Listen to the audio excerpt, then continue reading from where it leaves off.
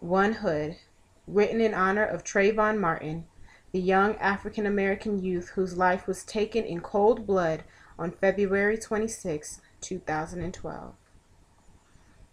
A mixture of cotton, polyester, and spandex woven together to make 76.5 inches, 2 1/8 yard of 60-inch fabric, joined together with needle and thread to create one torso, two sleeves, one front pocket, and one lace threaded through one hood. One hood, packaged in plastic, boxed in a cardboard cube with 20 others of the same kind, placed on a truck, shipped to some place unknown, purchased by a 17-year-old youth, his own body colored the shade of hot cocoa sprinkled with dark brown sugar, fantasies of higher knowledge, football days, NBA dreams.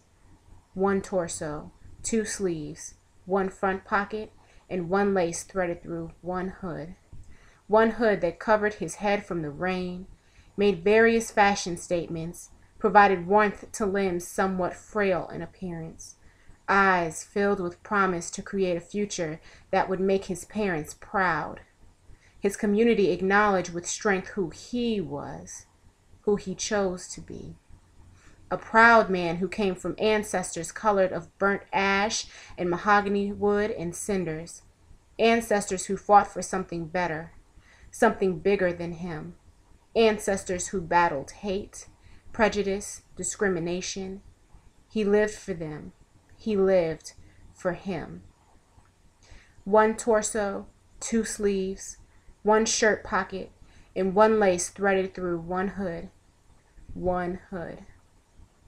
One hood that sheltered him on that trip to the store for a bag of brightly colored candy and a beverage made from tender leaves.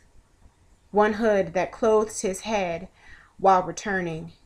One hood that made him suspicious. One hood that made him a target.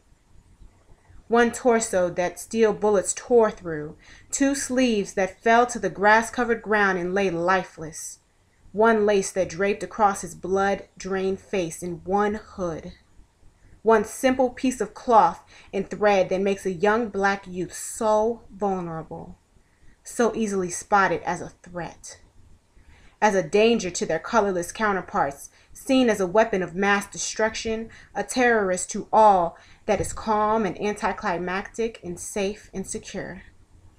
If I had a son, he'd look like, well, I have a son, and he is the color of molasses and sweet chocolate chips who doesn't deserve to inherit a world full of deceit because of the color of your skin, plus your gender, plus the style you choose to dress in equals an obvious poison to society, right?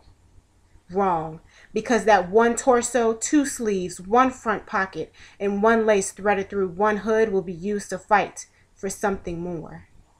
Something more than this ridiculous mess that these people have the nerve to call equality. Now, one 17-year-old that had so much to live for will serve as a martyr for those who are here and those who have not yet learned the evils of this place. If I had a son, he'd look like. Who knew that one piece of clothing so common could make someone so sinister? He deserves peace. He deserves serenity. And that one torso, those two sleeves, that one lace threaded through one hood will be used to make a statement. If I had a son, he'd look like, well, he looks like me, and he will be given more than this.